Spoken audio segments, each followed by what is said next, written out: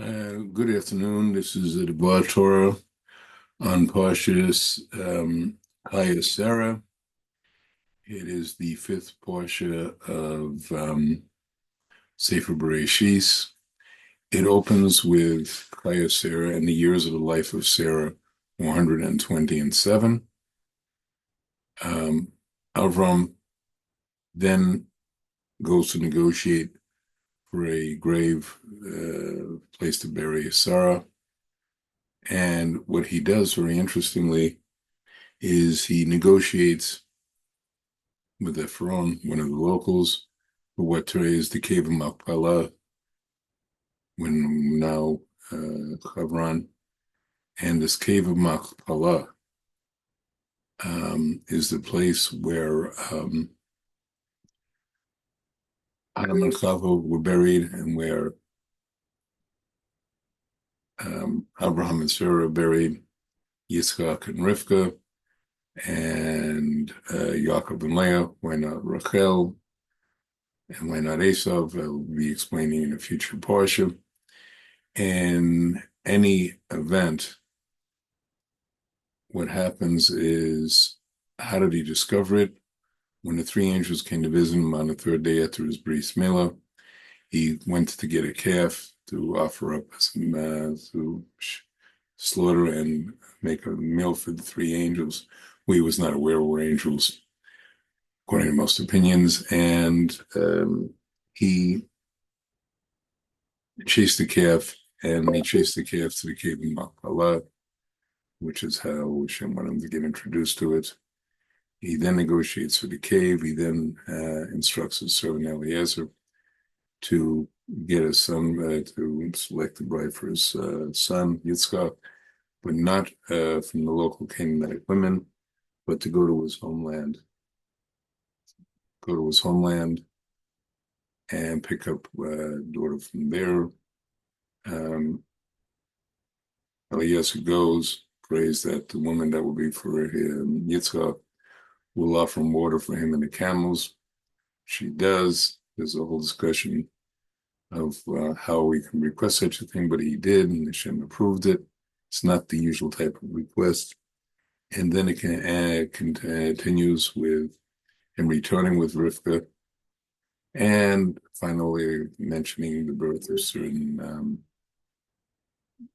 descendants, which include Rivka. And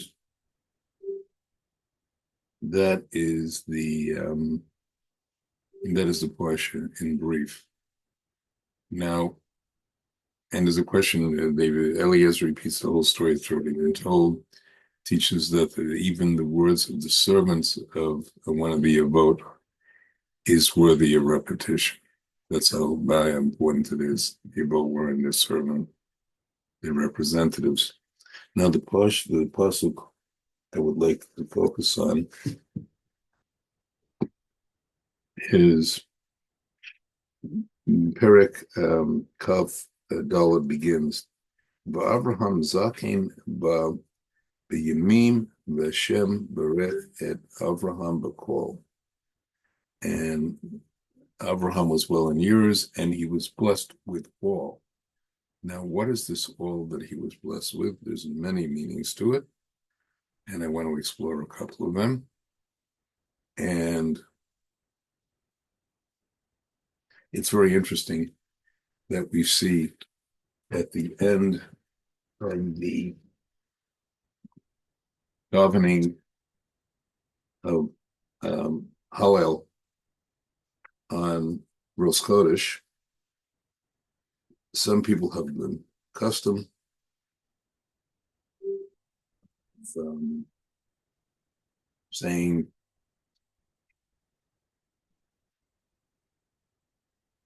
after we did do Hallel this pasuk, Avraham Zakein by Yamim is all well in days, and Hashem berek et Avram b'kol.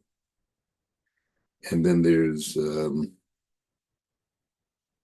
request that's sent after that, Zavajah, Shivam Reinu, Inu, Baki, Yivasom, Nafaneka, Alkim Chai, Melech, Elam, Hashem, Yedek, and Nefesh, Kolokai, and then Amen.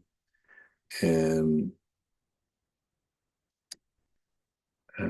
wishes for our request for our protection, Shem. Now, what is the connection, which I'll briefly address also, between Rosh Chodesh, according to those who say this, and the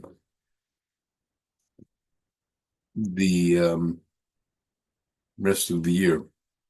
Now, one explanation that's brought by the Recanati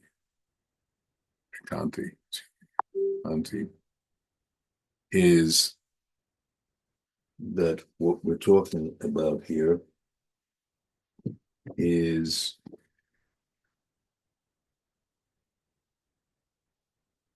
what was his blessing? Was the 10 tests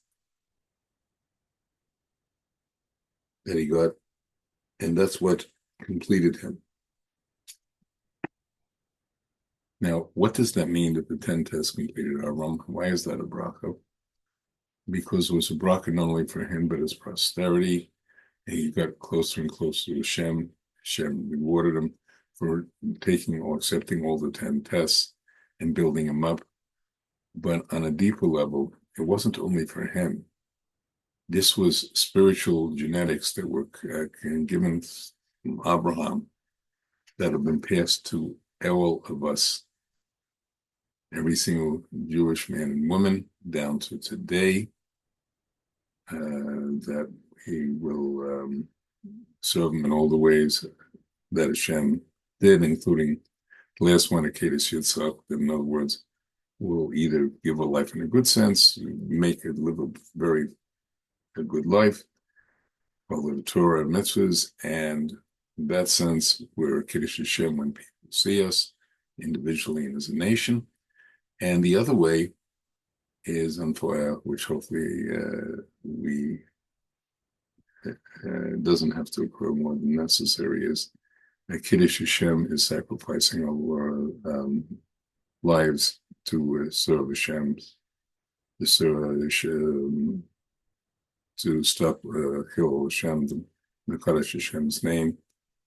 Usually came with giving one's life throughout the time rather than worship of false God. There's other examples. And that quality has been given to us to allow us to grow and to endure down to now. And that's what it means we're blessed with all. And I think that would tie nicely into the Rosh Chodesh. Say the Rosh Chodesh, in other words, at that time, we're recognizing Hashem and that he should protect us and that we will survive whatever test he gives us. That is one way. A second explanation that I wanted to emphasize now is that of the Ramban. But as a preliminary to that, I want to explore the nature of Abraham. When did Abraham first come to understanding of Hashem?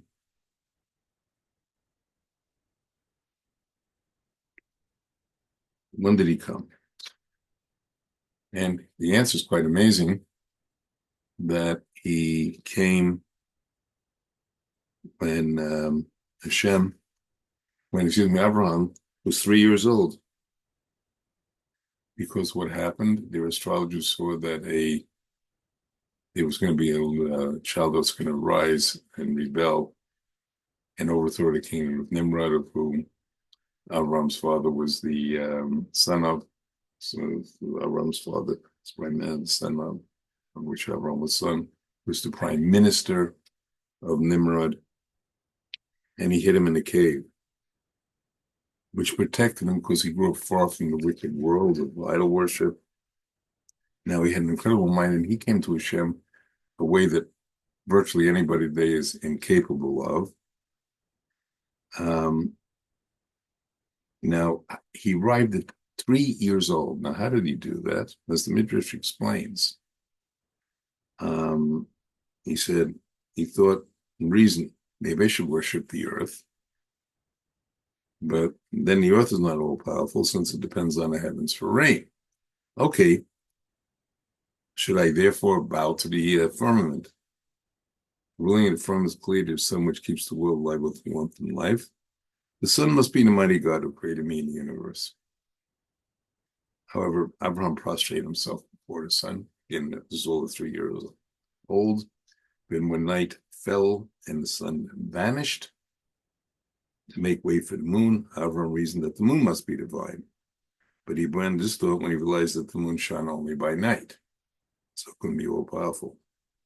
Finally, by observing the regular rhythm of day and night of the seasons and of all natural laws, Avram inferred the presence of an omnipotent and wise creator. Here it is. How is it?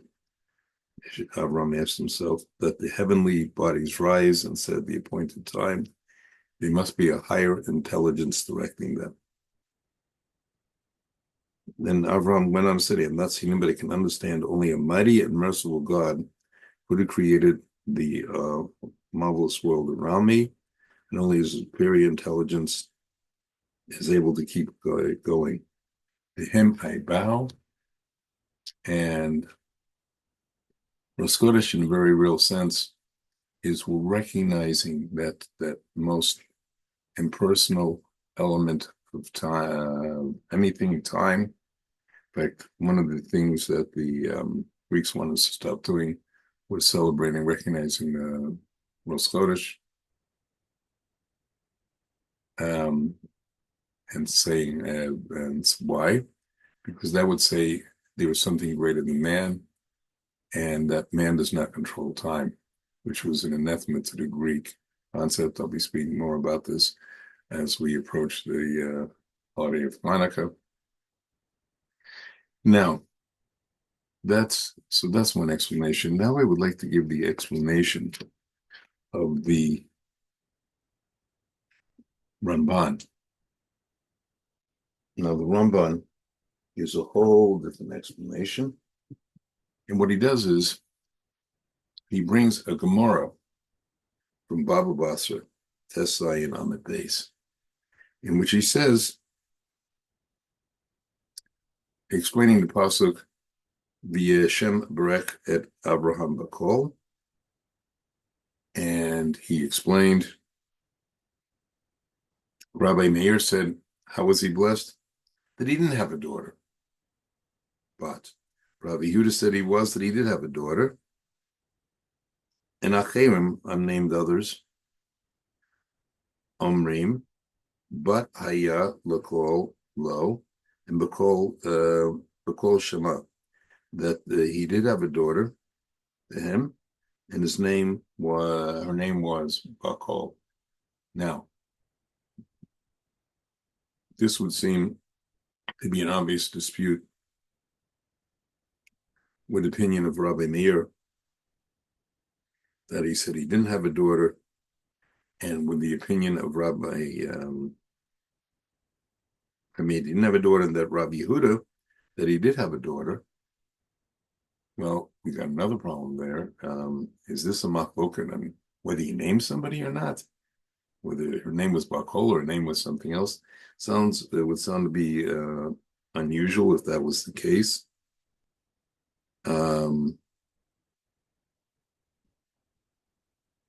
So, looking at those opinions,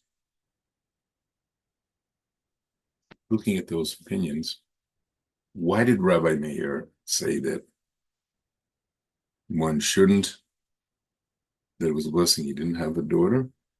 Because in those days, the woman, the wife, would go to her husband's place. We see that later in the parsha with Rivka, comes to Yitzhak's house, and Yitzhak doesn't go back to Avram's homeland. We see that as obvious. Same case. It was general way of things in those days. If that was the case, any daughter of Avram either would have to remain unmarried, or if she married, she'd have to go live in land of somewhere in Eretz Canaan, probably, with an idol-worshipping husband and producing idol-worshipping children. Now, the second opinion is that she was blessed with a daughter. What is the problem which the Ramban goes and the Gemara and Rambam goes into. Well, what about the problem of that she'd have to marry somebody who worships the Avodah Zarah? So idol worship. So the answer that's given by Rambam is that Nachmanides is that by understanding the way to pass the first Parashat Chayei Sarah, it's telling that not only Sarah died on that day, but so did her apparently unnamed daughter.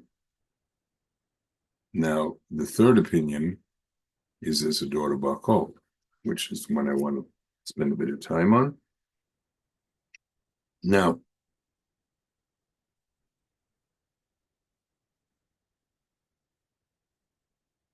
but it's coming with us, and this is amazing.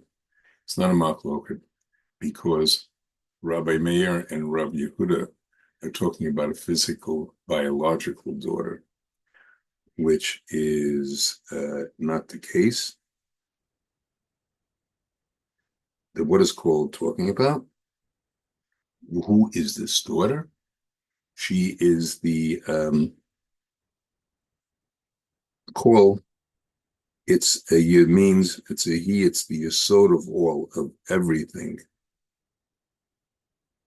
And he then brings proof from various pasukim, and he shows that of the Yud Gimel Midos, which I'll explain in a second,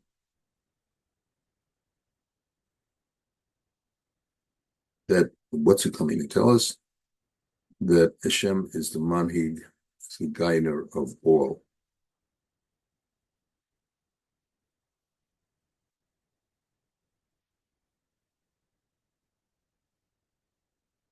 And then goes through a number of proofs from various places in Tanakh. Now, he then goes on to explain what, understand what he's saying. What is this concept of call? It's a concept that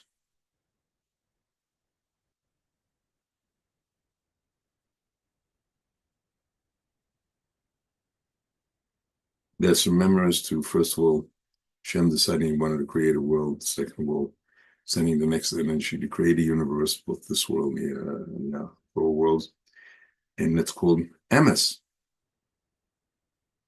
And that's the 8th of the 10 qualities. That's the 8th of the 13 qualities. Of the Yud Gimel Minos that Hashem told Moshe when he was up on Sinai, chapter 34 of Sefer Shmos. And he said, emes is the 8th of Hashem's qualities. And what is the remez in there? It's das. It's the so nikra call. In other words, everything is from Hashem. He's emes. Everything emanates from him. The upper worlds, the later worlds, he's the guider of all. And what is the daughter that he's giving to Abraham? Is this concept of call. It's not a physical daughter. It's a spiritual daughter. He's been given this knowledge, one that was imbued with Abraham, and is also passed down to us. And going with the explanation is partially based on the explanation of the Rekanati and Lavush that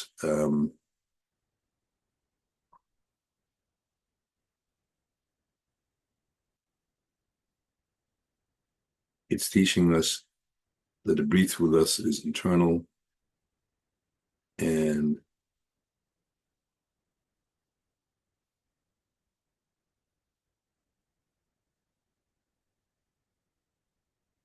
what was the crown?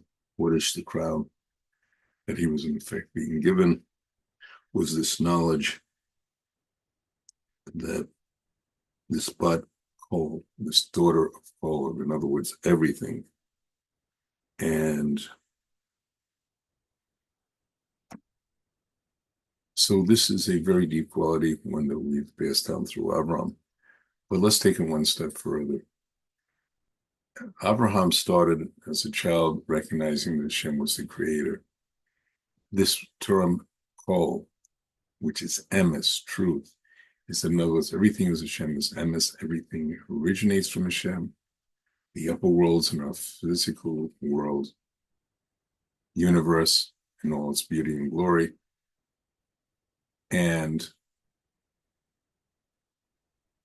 we see this concept of this underlying unity, this emes. We see it in the creation of the universe. And this is, again, the Ramban on the beginning of Sefer Bereshis points out that the universe, the spiritual unit, the higher worlds in our world are created by four things: spiritual earth, spiritual air, spiritual fire, and spiritual water.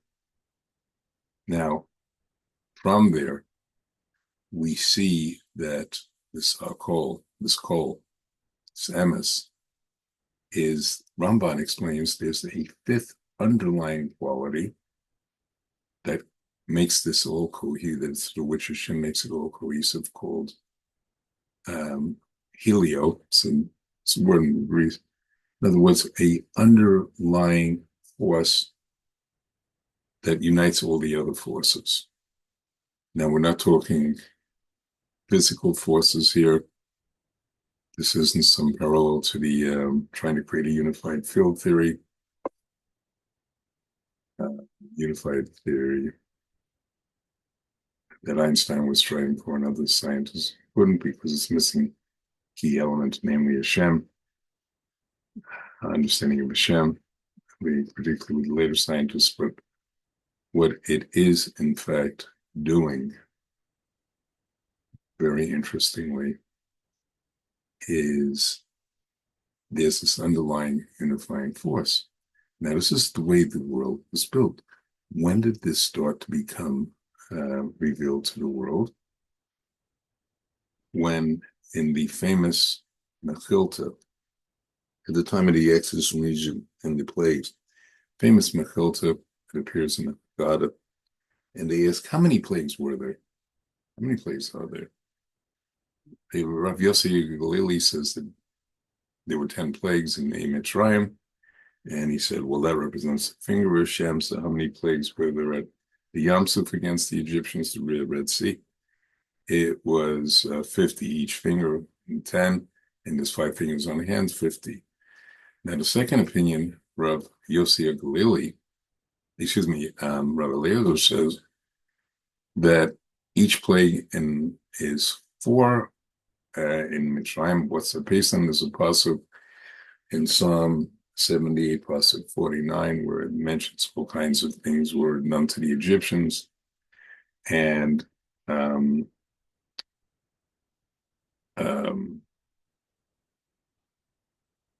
it's darshaned out by Rebbe Eliezer that each one's 4, and that's how he breaks up the verse I just quoted. And Rabbi Akiva says no.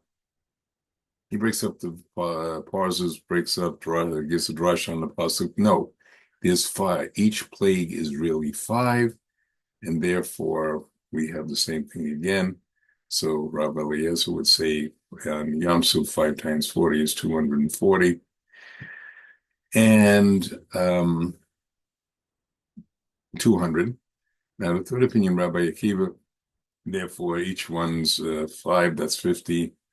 Plague, that's 50. And 50 times 5 is 250 plagues. Now, how do we understand this? And this is apropos to what we're speaking about. There's only 10 klali, general plagues. However, they had subportions, they had subplagues. Why? Because, as is explained, what was the real machlok between Rabbi Eliezer and Rabbi Akiva? As explained in other places by Rabbi Yaakov Abu Sarah, as explained by Rav Shim, Yitzchak is a cover, a Talmud of the Talmud of the Gra, Bill Nagon, and by the Maharala Prague and his Agata, it explains the following, that Pharaoh denied that Hashem created the world, and denied that he controlled history. So they did not know who Yud-Kei Vav-Kei is, Hashem, and I will not let the people go. In other words, didn't recognize he had anything to do with the world or its running of the world. And therefore, each plague, according to Rav Eliezer, said there are 4 plagues. They were being punished, the Egyptians would be punished multiply for denying the 4 creative forces with which Hashem created the world: spiritual, earth, air, fire, and water. So what about Rabbi Akiva?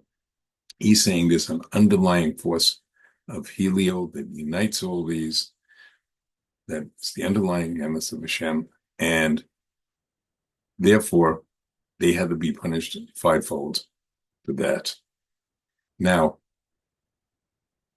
this was in a case where one nation was punished. And the end of days, when Mashiach comes, we will truly see the revelation of Hashem, Hashem Elokeinu, Hashem Echad. Hashem is God, He is only one. He is one. In other words, there will be open manifestation through the Shekhinah. And this quality of them is also connected to Shekhinah, Hashem's presence. And that will become open to the whole world, and how Hashem is, everything operates through Hashem and everything is from Hashem, will finally be accepted by the whole world. We merit seeing that speedily in our days. Good Shabbos and Shabbat Shalom.